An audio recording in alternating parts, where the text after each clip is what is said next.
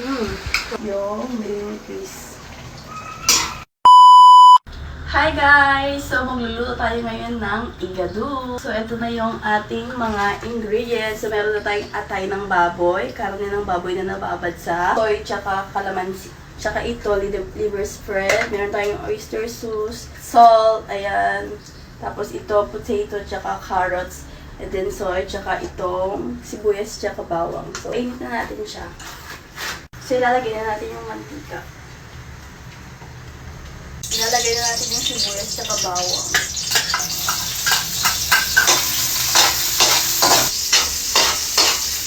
Ilalagay na natin itong dahon ng laurel. Ilalagay na natin itong karneng nababad sa toyo.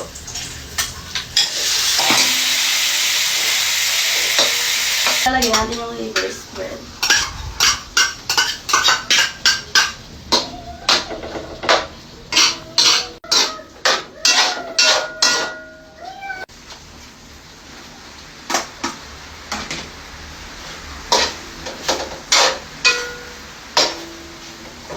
Ilalagay na natin yung patatas, guys.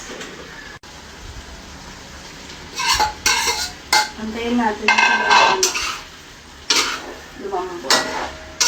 Ilalagay natin yung yung atay ng baboy.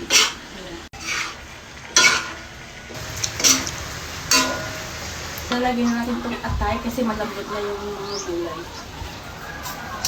Itong atay pala nababad siya sa suka para mawala yung lansa niya. Lang natin maluto yung atay, ready to eat na. Tapos ilalagay rin natin pala itong green peas. Ilalagay natin itong durog na paminta. Tapos lalagay rin pala natin siya ng suka. Ito. Suka na ito. Ilalagay natin yung suka. So, i-spread lang natin siya pa ganun. So, hindi natin siya hahaluin. Ganyan lang.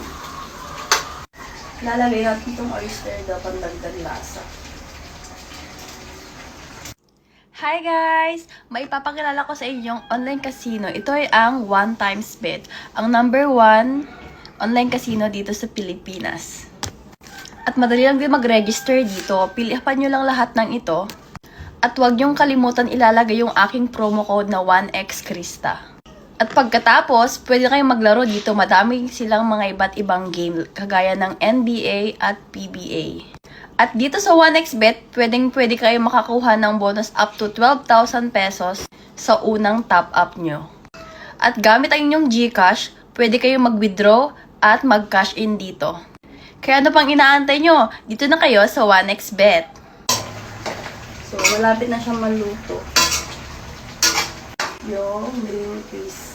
Ilalagay natin yung green tea.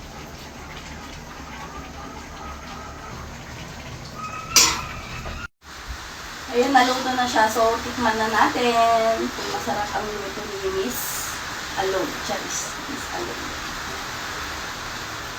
So,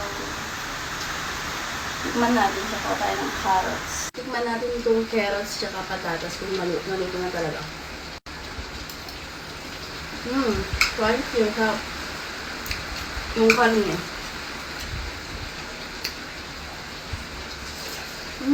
Sarap. Atay. Sarap. Buti natin.